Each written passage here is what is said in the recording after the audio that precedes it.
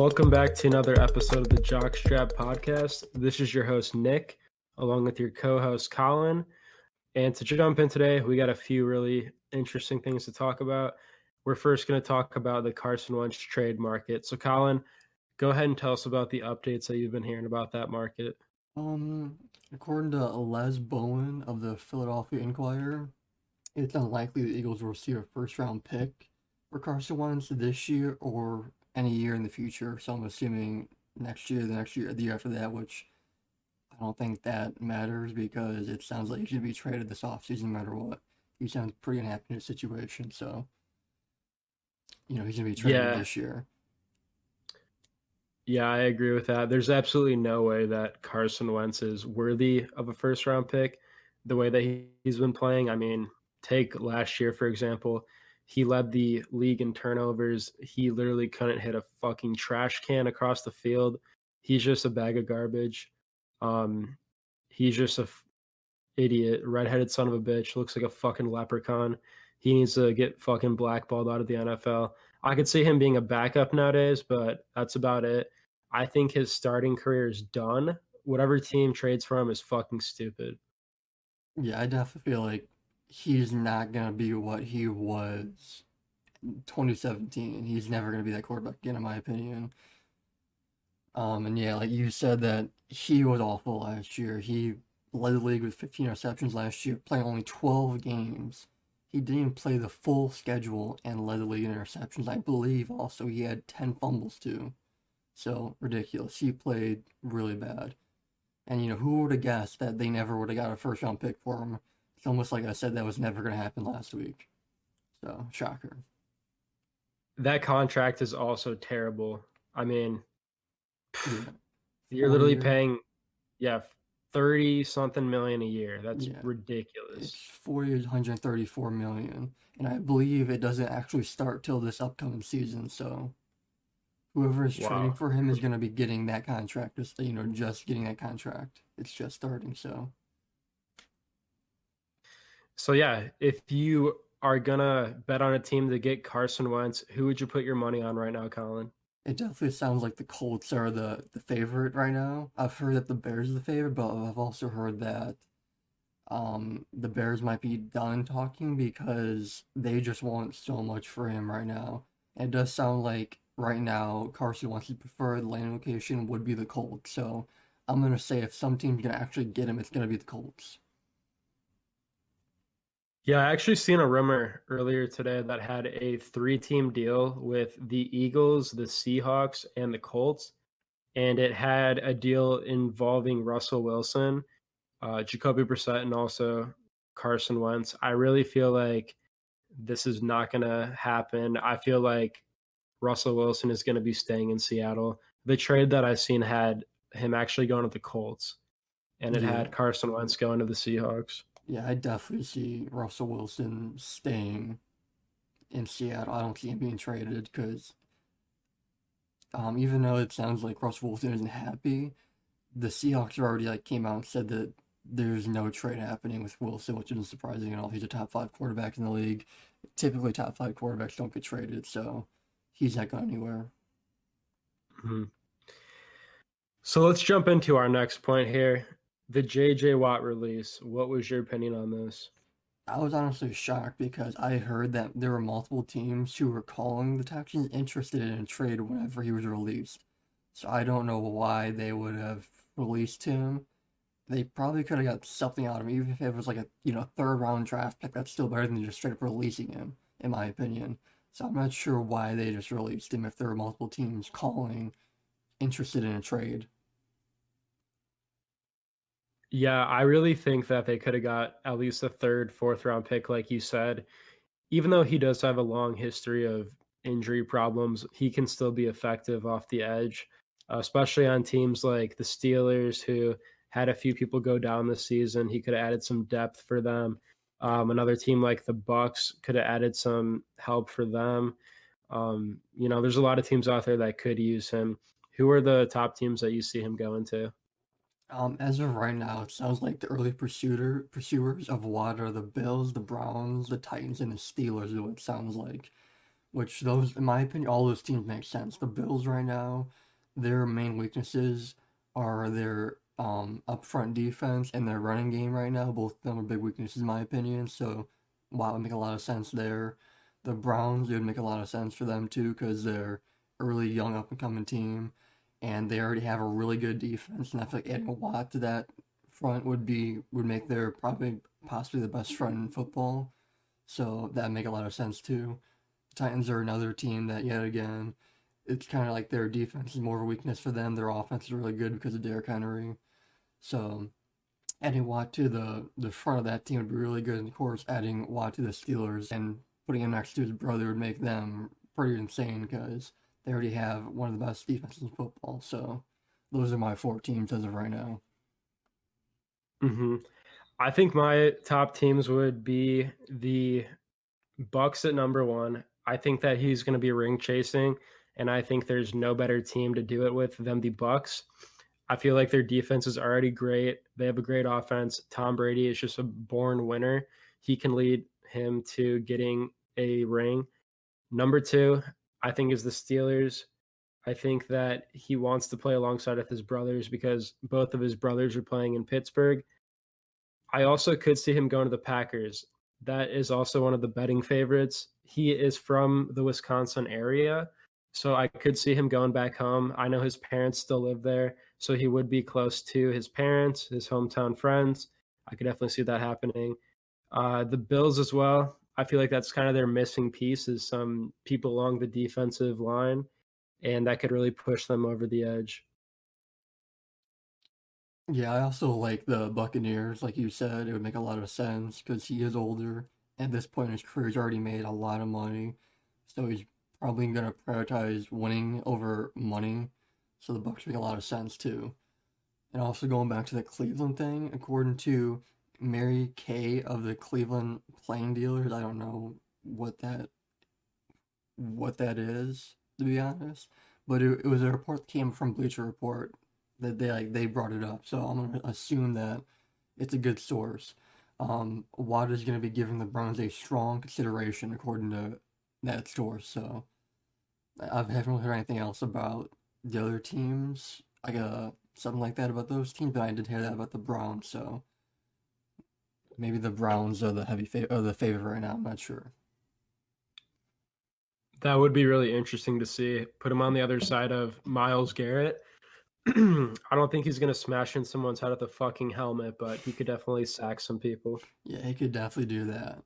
And then another thing I want to bring up is fuck, what's that dude's name who's on the Cardinals now, the receiver? I forgot his name, it just slipped my mind. DeAndre Yeah, Hopkins? DeAndre Hopkins. I just saw actually a couple hours ago, DeAndre Hopkins reached out to JJ Watt and said that he wants to finish what they started in Houston. So he obviously wants him to come to the Cardinals. That would be interesting because their team is definitely better on offense than in offense and defense right now. But I really don't see that happening because I don't see that them being a legitimate contender in the next year or two. So I see them definitely being a good team, but it's not like a legitimate contender up there with like the Steelers or the Browns or like the Buccaneers or the Chiefs. So I don't see him going there. Yeah, I agree with you. That division right now, even if the Cardinals did add Watt, it's stacked. He'd still have to go through the Seahawks. He'd still have to go through, teams like the 49ers who are consistently great defensively. Um, and then the Rams twice a year. All those teams are not teams that you want to fuck with, and he would have to go through them each twice a year. I think he's going to go somewhere where he can kind of bully up on some people and not have to play every single game and still make it to the playoffs and have a chance to win a ring. Yeah. And one more possible landing spot I've heard would be the Bears. And the main reason I've heard that is because his wife, who plays professional soccer, I believe either 1 or 2 years ago got traded from Houston to Chicago. So he might want to, play in Chicago so that he can be closer to his wife, year round. So that's also another possible landing spot I've heard. Yeah, I actually seen that he was in Chicago recently with his wife, so that would be a really good possibility. I think the Bears would love to have him on board. as long as they could get him for cheap, they definitely need help on that defensive line. Yeah, it would definitely make a lot of sense. They already have a lot of talent on defense, but if you could add somebody like Watt, who's a future Hall of Famer, why not? Even if you already have all that talent, you can get him for cheap. Definitely, add. Hmm. So let's go into the next point here. This is a point that you wanted to bring up. The Bucks GM just had an outlandish comment. This might be one of the most ridiculous comments I've heard in the past week. He actually said that Gabbert could eventually take over for Brady. Now, this is idiotic. The fact that he's even comparing these two in the same world is just ungodly and stupid to me. Gabbert is a fucking trash can. This dude is worse than Nathan Peterman. Like, I'm surprised he's still in the NFL. I bet I could throw a football better than this dude. What do you think? Yeah, somebody needs to do a checkup on the Bucks GM for saying that. Honestly, like it's ridiculous. Like, has he been spending time in Oregon where they just legalized all those drugs like heroin and stuff? Somebody needs to check on this dude. Like, what's wrong with him? You really think Gabbert should take over for Brady? There's something wrong with this dude. Yeah, I understand having confidence in your players, but this just takes it to a whole nother level. This is like telling fucking Nate Robinson that he's going to be the fucking block leader next year in the NBA. Like, if he really wants to come out of retirement and get his fucking ass beaten by DeMarcus Cousins this time instead of fucking Jake Paul, go ahead. But he's definitely not going to be a fucking future Hall of Fame quarterback like Tom Brady, that's for sure. Yeah, I mean, not even future Hall of Famer. He's not going to be a future Hall of Good quarterback. Like, Gabbert is just not good. There's a reason why he hasn't started full time in what, like 4 years, I think. It's because he's just not a good quarterback. So I just don't know what the Bucks GM is thinking with that quote, that comment. I really don't. Yeah, that quote is actually going to take first place for the most fucking stupid quote of the week. We'll definitely be picking a quote like that every week and criticizing it for being that outlandish. But this week, I'm pretty sure this one takes home the gold. Yeah, not even somebody as stupid as Stephen A. Smith could say a quote dumber than that. So Yeah, and it's hard to beat Stephen A. Smith because this dude is just a fucking idiot.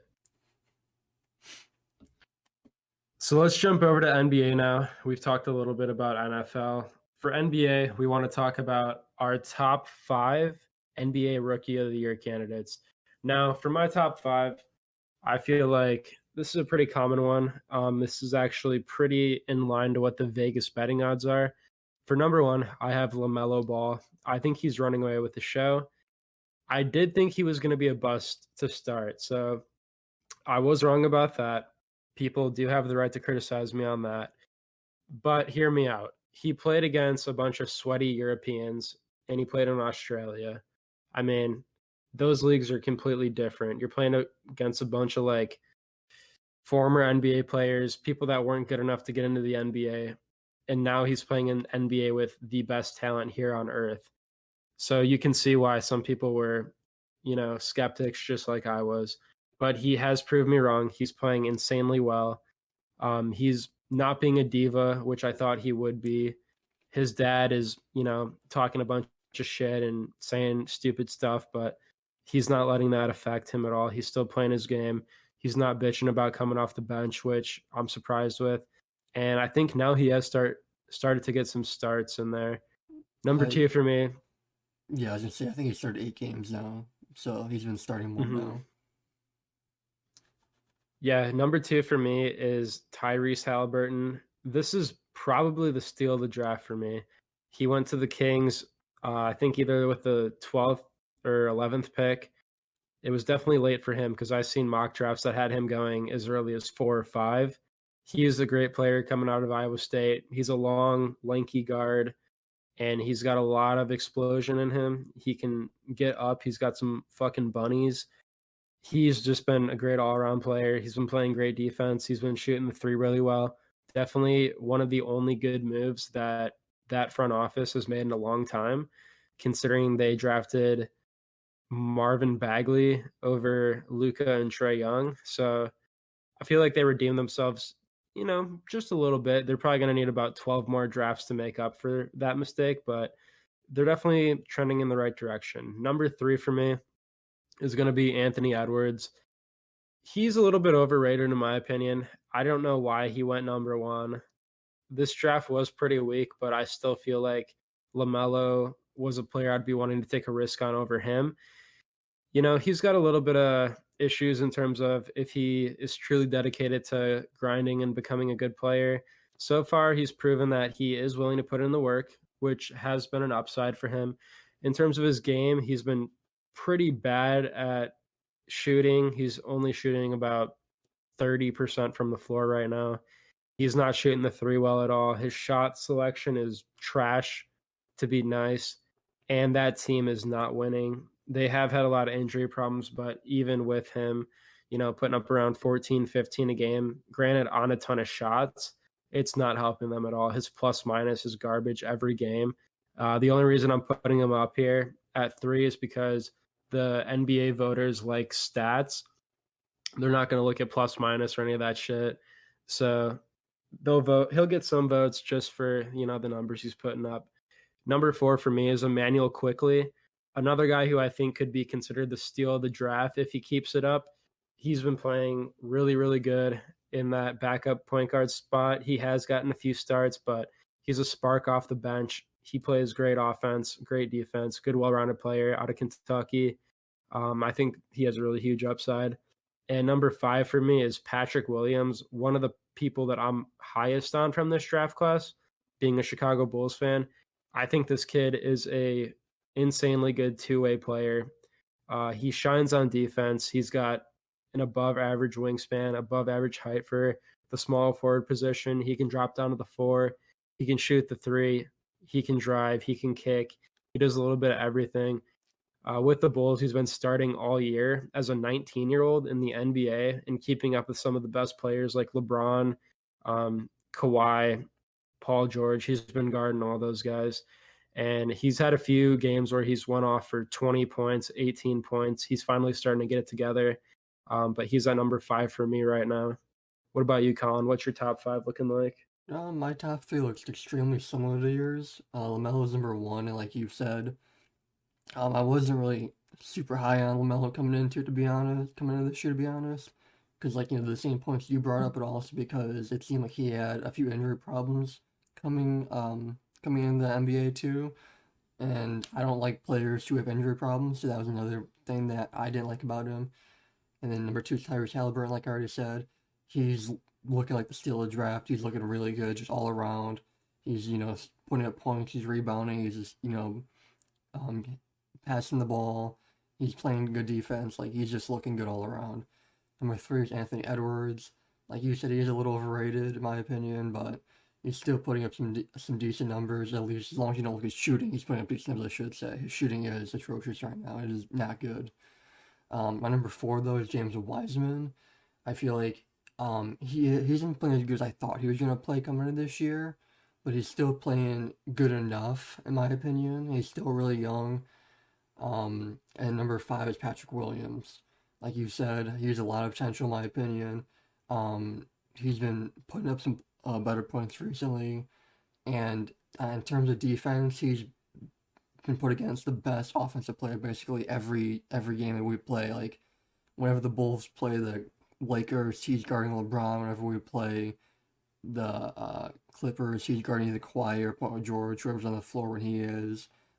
Whoever's the best offensive player on the floor, he's usually guarding them every game. So he's been also looking really good on defense. So I think that's why he's my number 5.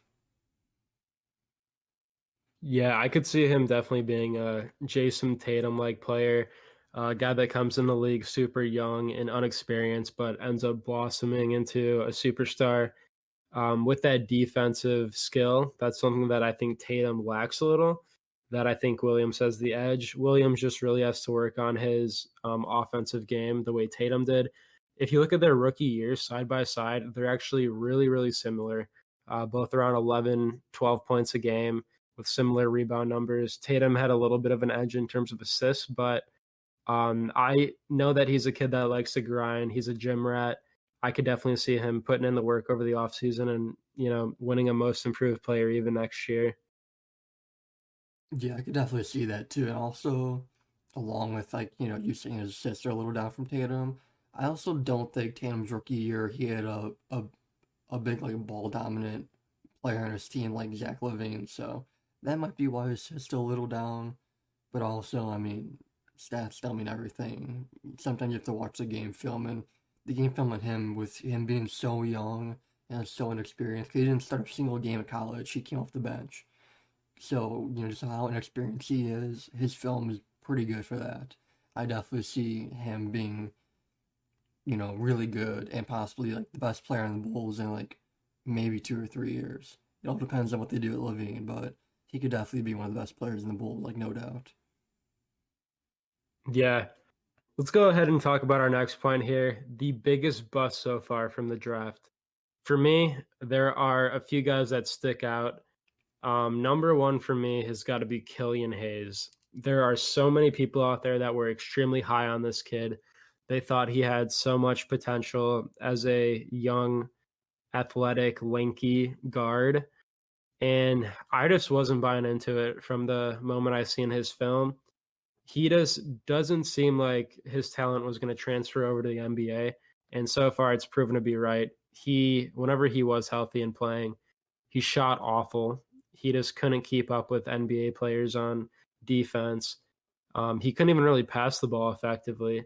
He was getting a decent amount of rebounds a game just because of his, athleticism and size. But in this NBA game nowadays, it takes a lot more than athleticism to score. You got to be able to shoot the ball and pass the ball effectively. What do you think about him? Yeah, I wasn't super high on him coming into the draft, and so far it's looking like might have been alright. He hasn't been playing very good, and he's also out right now with a hip injury. Yeah, he's kind of looked, I wouldn't say a loss, but definitely hasn't looked very good. He's definitely been a step slow just all around so far this year. So yeah, he's just not been looking good. For me though, like the player who I have thinks might be the biggest bust right is Obi Toppin. Just like you with Killian Hayes, whenever I watched his film coming up to the draft, I didn't like him that much. I never understood why he was like this super hype like prospect. I saw a lot of people saying he was gonna be like, the next thing. I never saw it, to be honest. And on top of that, the fact that I think he's already 22 right now. Well, I think he was 22 coming into the draft. I think he's 23 now. But still, either way, he was extremely old for the NBA draft. Most players in the NBA draft are, 19, 20. So he was already like 22, I think. So on top of the fact I just didn't like his film very much, I didn't understand the hype around him after watching his film. He was also just old for an NBA prospect. So those are two major red flags for me that I never liked. So what do you think? Yeah, it seems like a lot of people nowadays are really hyped about dunking. Like if you're a good dunker in college and you have like a good highlight reel of you dunking, they're literally going to suck you off. It's it's kind of funny how people like get their panties in a bunch about people that can dunk. Granted Zion has turned into a great player and I really liked him coming out of college.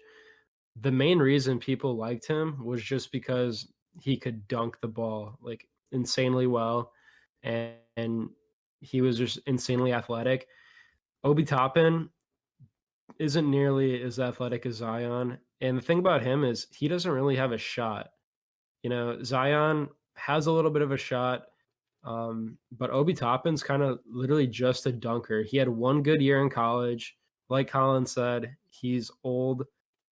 And I don't know, man. I feel like New York was reaching on that one. They just wanted someone that the fans were going to be interested in.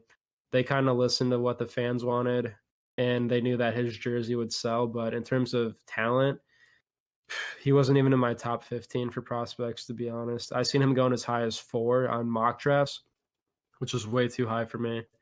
Another guy that I want to go ahead and talk about a little bit is Jalen Smith. The Suns took him with either their 9th or 10th pick overall. I think it was 10th. This dude is he's he's just trash. That's the nicest way to put it. He wears those stupid fucking goggles that literally make me want to punch him in the face. They're so ugly and annoying. And this dude cannot play NBA basketball. He's got a good body for it. He's tall. He has a long wingspan, which is why I think the Suns drafted him in the first place. But he just gets fucking bullied down low. He cannot keep up with these NBA players. He literally is the equivalent of what Mo Bamba was coming into the league. Just like a tall, skinny dude who has like some glimpses of athleticism and being able to shot block. But this dude has no offensive game at all. He can shoot decently from three, but he hasn't proven it in the NBA. And when you're getting bodied by fucking Daniel Tice in the NBA from the center position, you know that it's not for you. And another guy I want to point out was Onyeka Okongwu, I think is how you say it. He had a lot of injury problems to start off the year, so he didn't play. And now that he has started to play, he's been getting very few minutes. And in the minutes that he has played, hasn't really shown anything special. I really do like this kid. He actually was a person that I was somewhat high on. I had him going 8th in my mock draft, so a little bit lower than where he actually went. But I really thought he was going to be a little bit better than what he is showing. I think he's one of those guys that's going to need a little bit more time to develop, considering he is really young. Unlike Obi Toppin, I believe he's 18 or 19. I believe 19. But he's got good game down low. He's a good shot blocker. He seems really dedicated and driven to play. He also has a lot of guys in front of him, like John Collins, Clint Capella, some guys that are kind of keeping him from getting minutes. And I have heard John Collins may be on the trade block. So if that does happen, that'll definitely be a good move for him. And I could see him getting a lot more playing time out of that. Yeah, one thing I want to bring up with Jalen Smith really quickly is whenever I saw Jalen Smith get drafted, I was like, who? Who is this? Like, I don't keep up with a lot of college basketball. It's usually like the top like 10 or so prospects, and I was like keeping up with it on my phone, just like looking every like few minutes, and I saw that name. I was like, who the fuck is this? Who is Jalen Smith? I don't know who this guy is. So yeah, just like that reaction right there by me, like I already knew like, yeah, this dude's gonna be a bust. I have no idea who he is. Yeah, I mean, I don't know what the fuck the Suns were doing, but they have a history of, drafting shitty players. So are we really surprised that they drafted some fucking freak with goggles? No, we're not. Let's go ahead and jump into the next point here. Andre Drummond and Blake Griffin. Do you think they're going to get traded? Do you think they're going to get bought out? Um, Andre Drummond, I definitely see him being traded. It sounds like right now the teams that are currently interested in him are the Raptors, the Mavs, and the Nets. I think that the Mavs might, in my opinion, might be the best team for Drummond. I think because he's not a ball dominant player, he could still keep the ball in Luka's hands a lot, and he could just be do does what he do. He could just do what he does best, and that's just rebound the ball. Just stay in the paint and rebound the ball. I feel like he would be really good there. And same with the Nets, it would be the same thing. He doesn't need the ball in his hands constantly. He could just stay in the paint and rebound the ball. The Raptors, I feel like that would be like an okay fit, but I feel like Mavs and Nets would be the better fit out of the two. And also, according to Mark Berman of the New York Post, the Knicks are a good landing spot for Drummond. And I think the main reason for that is because Mitchell Robinson, the Knicks' current center, just had surgery on his hand. I think he's going to be out for the next like 4 to 6 weeks. So I feel like that might be why he's saying that, but also just because maybe he just thinks that the Knicks are a good landing spot for him in general. And in terms of Griffin, it sounds like Blake Griffin wants to play meaningful games, but it also sounds like there's no way he's getting traded. He's gonna have to be bought out because I've heard that the Pistons have already been shopping him around for at least the last week or so, and nothing, not even like a little bit. So it sounds like he's gonna have to be bought out because of his injury history is just so bad. He's been so injury prone in his career. And on top of that, he has this massive contract, so it sounds like the only way he'll get traded right now is in like a Westbrook Wall deal, two players with big contracts being traded for each other. it sounds like that's the absolute only way he'll get traded. So it would have to be like a Kevin Love, like Blake Griffin type deal, or like LaMarcus Aldridge for like Blake Griffin type deal. That's like the only way he'll be traded. If it's not a deal like that, then there's no way a team can take on that contract and his injury history. And what do you think about that, Nick? I also think that Andre Drummond is going to go to the Mavs. I see him working out with Luka. You know, he's a really good rebounder, and Porzingis has that offensive game, but is really lacking on the defensive side. I think Drummond makes up for that, and he makes up for the rebounding as well. And I know they've been looking to add a third, star player. There were some talks about them looking into Zach LaVine. I don't think that's going to work out. I think that they are going to get Andre Drummond, though. I could also see him ring chasing and going to the Nets. I feel like the only way this would happen is if he did get bought out. But I feel like he is a possible option to get traded.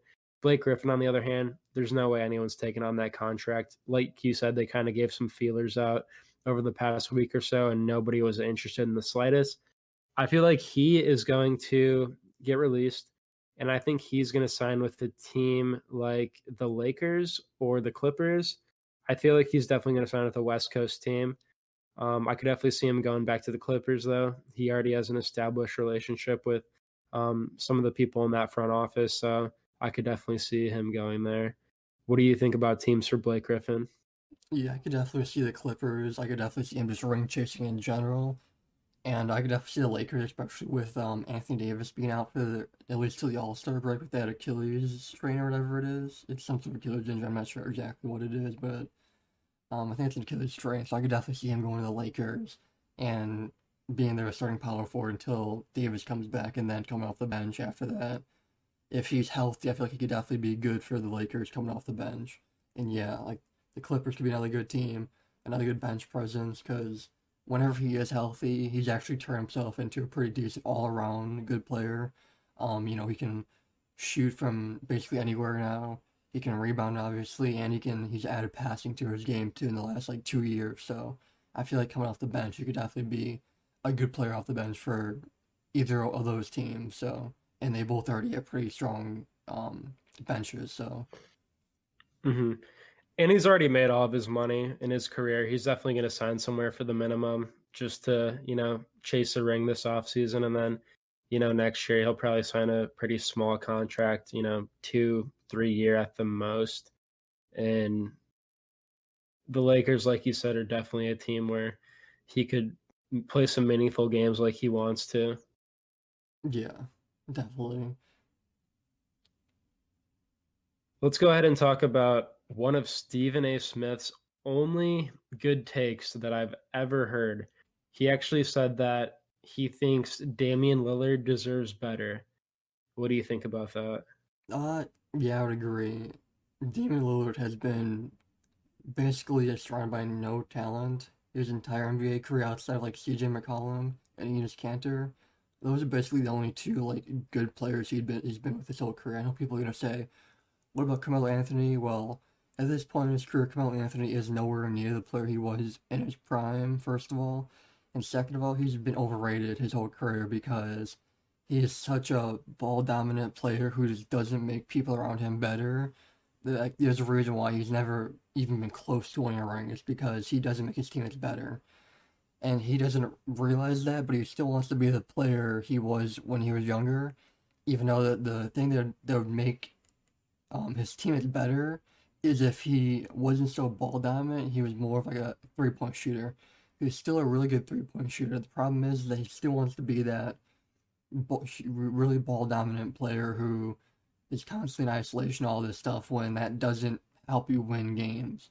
Just ask James Harden. It's the same way with him. There's a reason why he's never won a ring. It's because he's so ball dominant, he's constantly in isolation, and that does not help your team at all. It doesn't make your teammates better. So yeah, I agree with him surprisingly on this. He definitely deserves better. His team's been pretty void of talent his entire career, like I said, outside of Cantor and McCollum. So yeah, he's right. He's right with this. Yeah, unfortunately, I actually agree with him once here also. I think Damian Lillard is one of the most underrated players in the NBA. this dude is a walk-in bucket. He can literally pull up from anywhere on the floor and splash a fucking three in your face. I love the fact that he has a little bit of swag to him. He's not afraid to talk shit to anyone or drop some fucking 40 bombs in your face. He deserves better though. He's a loyal guy. He's probably going to stay in Portland for the rest of his career, unfortunately. Um, Portland's not the biggest market team out there, but they just haven't really done the best job to put talent around him. Like you said, Melo is not the answer. I think Melo is cancerous to any team that he gets on. He was never good to begin with. He shouldn't even be a fucking Hall of Famer. Just because he padded his stats and, played isolation basketball and dropped good numbers doesn't really talk about how he plays with a team around him. Melo has never even gotten close to winning a ring, and it's because of the way he plays. Cantor, he's a good offensive player, but he's a defensive liability.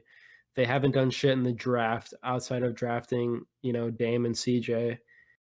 But man, that team needs a lot of fucking work. And, Damian Lillard's going to be one of those players we look back on 20, 30 years from now and say, what if? What if he had some better talent around him? Or what if he went elsewhere? How many rings would he get? Would he eventually win an MVP? But, if he stays where he's at right now, he's just going to be a forgotten name in the NBA history books. Yeah, I agree. Like, he's obviously definitely going to want to ring with Portland because there's constantly just no talent around him. And, I mean, in terms of MVP, I think that if he puts up the stats to win MVP, he did last year. He's going to again this year as long as he can stay healthy. But the problem is his team just doesn't win at the rate that you'd expect an MVP to win at. Like, look at basically all the recent MVPs. Usually those teams are either like 1, 2, or 3 in the league in terms of like their record. The Portland's not anywhere near that because there's just no talent really around him. And especially with CJ being out for the next, I think he's gonna be out for at least another like 2 weeks minimum. Like, there's just no like scoring around him right now. Like, he's basically having to do everything. He's has to do everything for that team. And, that's kind of already the thing with that team. He had to do so much for that team. But CJ did take off some of the burden from him. But with him being out for right now, then it's just him doing everything. There's nobody else really helping him. So, yeah, in terms of Melo's career has been nothing but empty stats. So, yeah, I know that's going to be a really controversial take, but he's not a Hall of Famer. His stats are so empty. They are the emptiest stats in possibly the history of the NBA. Like, how far he made it in the playoffs, like the furthest? Was Portland last year the furthest he made it in the playoffs? Either that or maybe he had a run on one of those early Nugget teams with, Marcus Camby, Chauncey Billups, J.R. Smith. Maybe he got carried by those guys. Who knows?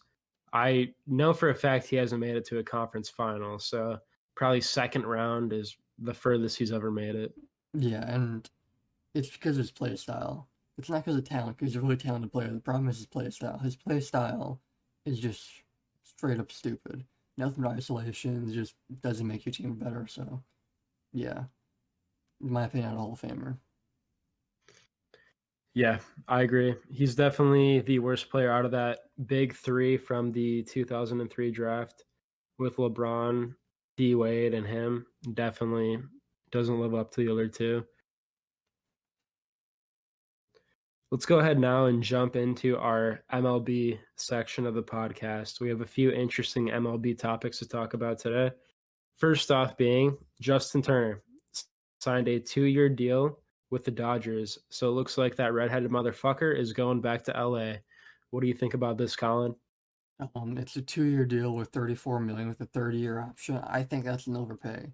He's 36 already, so you're paying him $17 million a year for the next 2 years with an option for a third year. Like, that's just too much in my opinion for him.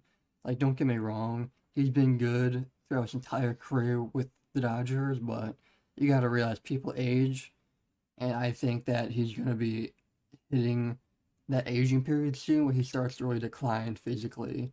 So I feel like that's a lot of money. The Dodgers front office, one of the best in baseball, but I feel like this was not a really smart move in my opinion. I feel like this was definitely an overpay.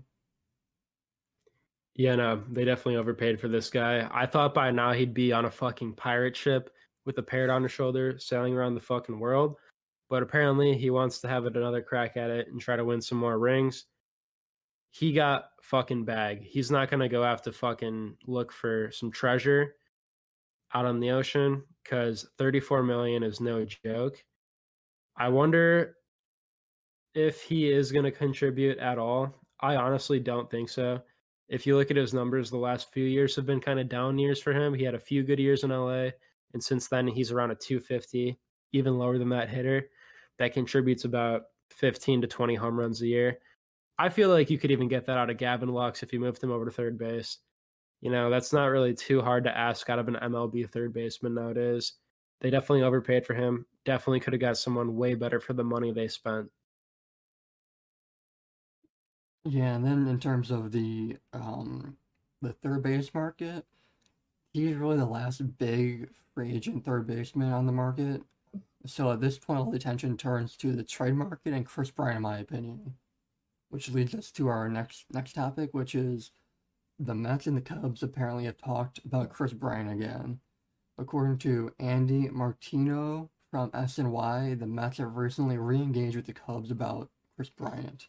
This is the second time that the Cubs and Mets have talked Bryant this offseason. What do you think about that?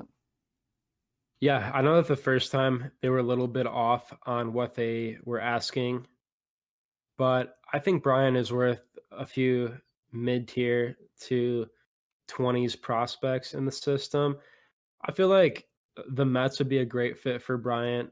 You know, they're pretty loaded on the pitching side of things. They definitely need a few more infielders to contribute. They need another bat in their lineup. And I feel like Bryant has had a few down years in Chicago after that big MVP season.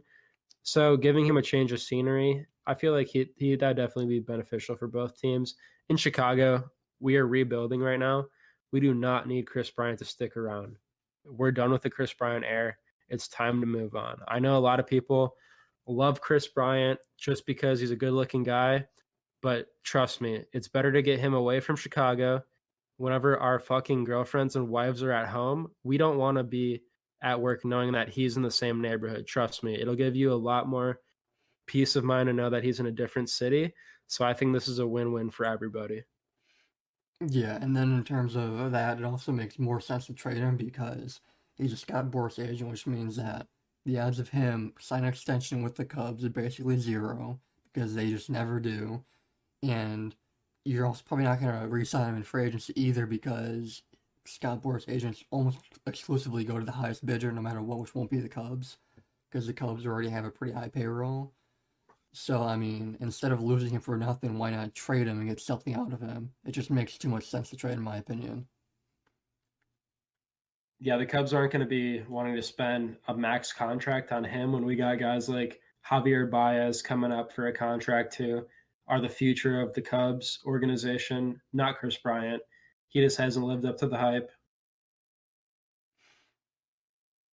Yeah, and then Let's go ahead and also there are reports from the Cubs president of baseball operations, Jed Hoyer, who called the reports about the Cubs talking with the Mets about Bryant are inaccurate. So maybe there are no talks, but that could also just be him saying that. So you never know. yeah, I definitely seen the Dodgers as a possible landing spot for Bryant, but with this Turner signing, that definitely silences that. And there's absolutely no way that's going to happen now. They wouldn't have spent that big money on him if they were looking to make a move for Bryant. What are some other teams you think still have a possibility at him? And Bryant, um, honestly, not many, because uh, I think he's making 18.5 million this year, maybe 19.5 million. So he's making a lot of money. So already there's teams like the Rays and the A's, they're already out on him, like the smaller market teams. And then you have the bigger market teams like the Cardinals and the Dodgers who already have third basemen. I mean, honestly, the only team I could see still going after Bryant that's not the Mets are probably the Braves. That's really, in my opinion, the extent of the Kris Bryant trade market right now, those two teams. So I Hmm. mean, if it's not one of those two teams, I would be shocked if a trade actually happened with any other team that's not one of those two. Yeah. As a Cubs fan, I just want to go ahead and take this time to criticize the fuck out of the Cubs front office. What the fuck are you guys doing? Did you see that Jake Arrieta deal? Are you fucking kidding me? That's the dumbest fucking deal I've seen in a long time. We are overpaying so much just to bring back a fan favorite and someone who helped us win the World Series. But come on, we're in a fucking rebuilding stage. We're not needing to spend that much fucking money on a washed up arm. It's ridiculous. Yeah, I agree. And also, I know if we're gonna criticize the Cubs front office here, I'm gonna go all the way then apparently. And if we are supposed to be entering, I know the Cubs said they're not technically rebuilding, but when you trade somebody who was a runner for the Cy Young, it's bullshit if you say you're not rebuilding. Everybody can see through that. Like, we're not that fucking stupid. Then you need to trade everybody. And when you go for a rebuild, you need to either commit to it fully or not do it at all. The worst they can do is be in the middle and only partly rebuild. That never works. So if you're gonna trade players away and rebuild, you need to trade away Bryant, Baez, because he's coming for a contract too, and he's 28 already, so he's already, he's not super young anymore. He is still young, but he's not like, like some of the other really young players. He would, in terms of rebuild, if the Cubs would rebuild, even if it were to take 3 years from now, he'd already be 31. So he'd already be like borderline not fitting with the timeline of the rebuild. And of course, you could trade Rizzo because he's already 31. He's gonna be 32 this year. Those are the main players that you need to trade away if you're going to fully commit to a rebuild, and also Kyle Hendricks too. So I just don't know what they're doing. Why are they not fully committed to a rebuild? Same with Wilson Contreras too. Contreras is 28. He's an extremely talented catcher. The main thing against him was his pitch framing, and late last year he really like figured that out and became a much better pitch framer. So why are we not trading those players if you're going to be rebuilding? I'm not understanding that at all. Yeah, they haven't committed all the way. It just seems like they're doing a half-ass job. I'm pretty disgusted with it, especially when other teams are, continuing to get better around the league. And, teams like the Pirates, for example, who are in our division, granted, they're a lot smaller of a market team, but they're committing to their rebuild here. They traded pretty much all their pieces and they're building around Key Bryant Hayes, who I think is going to be a star in the league one day. I think that's what the Cubs need to do. We're not winning anytime soon. We need to, keep a few young guys like Nico Horner, Ian Happ, build around those guys. Because I hate to break it to him, but we're not winning this division, especially with the Cardinals getting Arenado. The Brewers suck dick right now. We suck dick right now, and the Pirates suck dick right now. It's pretty much a one-man race because the Cardinals are going to beat the fuck out of the Reds, who's going to be their only near competition. I wouldn't be surprised if the Cubs are the second worst team in the NL Central this year, and even the Brewers have a better record than them. Yeah, the NL Central is going to be the worst division in baseball this year. But I'm a little bit higher on the Cubs though than you are. I definitely don't think they're going to be the second worst team this year. I do think that it's going to be the Cubs Cardinals as the top two teams in NL Central. Are they going to win the NL Central, the Cubs? Probably not. But I do think there's a chance. I do think the Cardinals probably are going to win it. Yeah, I like to be faithful, but that might be a stretch. We will see for sure. If Bryant can get back to what he was doing, I'd be happy, but I just really don't see that happening. So let's go into our last point here. Clayton Kershaw done after 2021. He actually said that he doesn't know about playing beyond 2021. Given his track record, and now that he is a champion, what do you think about this, Colin? Is he done? I could definitely see him being done after this year. Like you said, he finally got his ring. And he does, especially the last like 3 or so years. He's had a lot of injury problems, mainly back problems. So I could definitely see him being done after this year. But even with that, it would come to as a shock to me because he's still pitching good. He's still one of the best pitchers in baseball, even though that he's still having some injury problems. Um, and he's gonna turn 33 in about a month. So I don't know like why he would retire. Like maybe the thing is too is that he even said he's still enjoying the game. So if you're still enjoying it and you're still, performing good physically, even though you are having injury problems, why would you step away? That's what I don't understand. I would probably pitch for a few more years if I was him, but it sounds like he might be done after this year. We'll have to see. Yeah, I'm not buying it. I think that he definitely wants more. This team right now is so good with the addition of Trevor Bauer.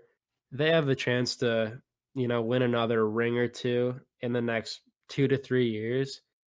That's if he wants to go down as one of the best pitchers in MLB history, he's going to need to add a few more rings to his resume because one isn't cutting it. He's going up against guys like Randy Johnson, Nolan Ryan, and that greatest pitcher category, and he's lacking way behind. I need him to have like one or two more Cy Young years with two more rings before I can even consider him in the realm of those guys. So if he cops out this early in his career and, just wants to sit in the fucking sun and be a lazy son of a bitch, go ahead. But your legacy is definitely going to be impacted a lot from that.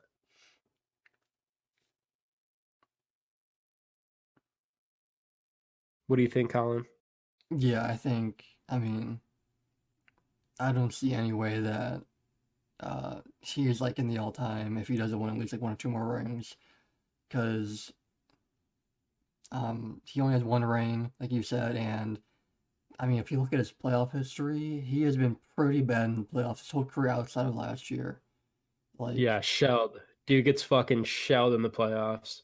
yeah, I mean, I think even with last year, him having like a 2 something ERA in the playoffs, his career playoff ERA is like a 4.7 or like a 4.8. So it's been like a tale of like two different like seasons for him. When it comes to the regular season, he's one of the best all time, no doubt. But then when you bring in the postseason, he just does nothing but choke. He just cannot get outs consistently in the playoffs. So yeah, he needs to win a few more rings, at least one minimum, probably closer to two, and have like two more like Cy Young, like you said, Cy Young years, not winning years, but like in the conversation, like top five Cy Young voting for him to like really be like finish all time for me. Yeah, I agree with you there. What do you think about that roster, that rotation? Do you think he's going to be the ace and get the starts versus all the best teams, or do you think that he's going to be the number two option behind Trevor Bauer? I think he might honestly be the number three option behind Bauer and fuck, what's his name? Walker Bueller? Yeah, Walker. I honestly feel like he could be the number three.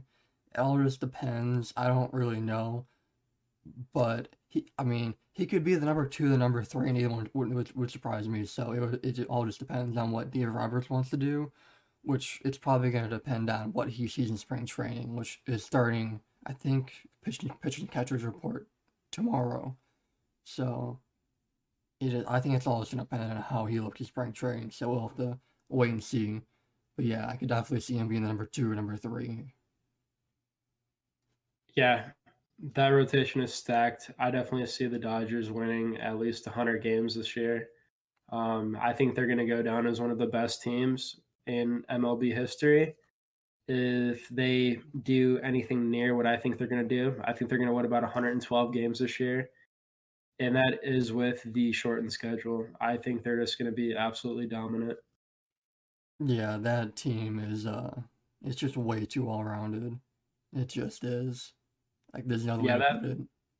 that front office has done an insane job of being able to create that team. And they just picked up a prospect that I am huge on. It's actually a guy from Miami. His name is Alex something with a V.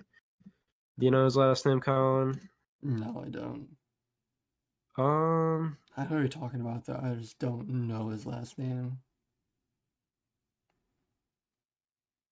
I think I may have found him. Nope. Okay, so anyways, we'll just call him Alex. from Miami. Alex from Miami is a pitching prospect. He made it up to Double-A ball last year, where he was insane. Dude pitched almost perfect in the time that he was up. He had less than a 1 ERA. His time in Single-A ball, he had a little over a 1 ERA. This dude can actually just fucking throw gas. He's a big old lefty, got a lot of potential. They're probably going to put him in the bullpen. He's probably got one more year in the minors, but dude's going to be filthy for a long time. They also got another good prospect out of that trade, too. They traded a current reliever for 2 future prospects, including the Alex guy that I'm really high on. Just seems like that team is always making moves. They're never satisfied, which I give a lot of props to their front office. People in LA, they definitely have a bright future in terms of baseball. Yeah, I feel like that's one problem that a lot of front offices have. This is, in my opinion, the biggest problem with the Cubs when they won in 2016 was, for some reason, Theo just didn't keep pushing. Like, it was obvious that the Cubs needed relief pitching help. Their relief pitching was garbage. I mean, that was obvious by the fact that Rollins Chapman, like how much he pitched during the World Series. Everybody saw that nobody in that bullpen was to be trusted outside of him, and he still went and did he basically made no moves during the offseason to fix the bullpen. And you saw that was a huge problem throughout the entire season and against the Dodgers in the NLCS in 2017. That the relief pitching for the Cubs was just really bad. So I feel like that's one thing that the Dodgers are doing great on. They're not settling. They're continuing to push after winning the championship. Mm-hmm. So I actually found this guy. So his name is Alex Vesia. He played for the Marlins, like I said. Just got traded to the Dodgers. And I'm going to go ahead and pull up his stats here from his Double-A ball this year. I'm sorry, last year. Yeah, so in 2019, he went 7-2, and that was between Double-A and A advanced, and then just Single-A full. In Double-A, he went 2-0 with a 0 ERA in 9 games. Didn't let up a single run out of the bullpen, and that was in 16 innings. He only gave up 8 hits throughout that whole time. No home runs. Batters batted a 154 against him, and he had a .55 whip. Insane. In Single-A ball, advanced, he went 4-0. He pitched 18 innings with a 1.93 ERA in 10 games. He had 12 hits allowed, and batters were averaging a 179 against him with a .7 whip. So this dude can fucking deal. He's the real deal. He's a big lefty. He's got some fucking heat behind him too. And he's got a really high spin rate. So the Dodgers definitely know what they're looking for in pitchers. I'm shocked that they keep making all these deals. If someone called me from the Dodgers front office and said, hey, I want to trade for this guy, I'll be like, fuck no, because I know that guy's going to be good now if they're trying to trade for him.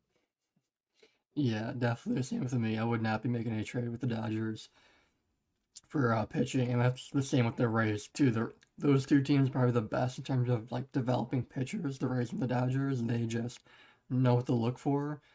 So if the Rays or the Dodgers called me about pitching, I'm like, no, it's not happening. I don't care who it is. We're gonna figure out what you see in him and make it work. Yeah. What do you think the time frame is for him? You see him coming up in the next year? I think he actually already played a little bit last year. It wasn't a lot. I think it was like a inning to a pitch last year. But yeah, I definitely see him starting this year in the minors, and he'll probably come up later in the year, depending on obviously injuries or just like maybe a September call up in general. So I could definitely see him coming up this year. I feel like he'll definitely be a full-time player for the Dodgers next year. So that's like my timeline for him. Yeah, I agree with that. I think a lot more teams in the MLB need to start kind of modeling what they do off the Dodgers, especially the Cubs. Fucking Cubs, man. I may need to convert soon. I'm just joking. I'm a pretty loyal fan, so I'm sticking with them. I stuck with them through the early 2000s, all the way up until when they were actually good, so I'm not going anywhere. What about you, Colin? Sticking with the Cubs or? Yeah, I am, but I'm gonna be sticking with them obviously. But the Padres, I know that the Cubs have no shot of winning this year. The team I'm gonna be rooting for this year is gonna be the Padres because, like I said, the Cubs, like they might win the division because the division's so bad, but they have no shot of actually winning the World Series in my opinion. So I'm gonna root for a team whenever comes playoff time for a team that can actually win it all, and that's gonna be the Padres because I like Yu Darvish a lot, and I feel like that team has also been making a lot of good moves too. So when it comes to the playoffs, I'm gonna definitely be rooting for the Padres. Hmm. Well, you're kind of going against what I want because I want the Dodgers to win. I definitely have already put out a few pretty decent sized bets on them to win the World Series. So that'll be an interesting time with me and you watching the games together come, September, October, November there. Yeah, I definitely will. Alrighty, guys. Well, that wraps up our episode today of the Jockstrap Podcast.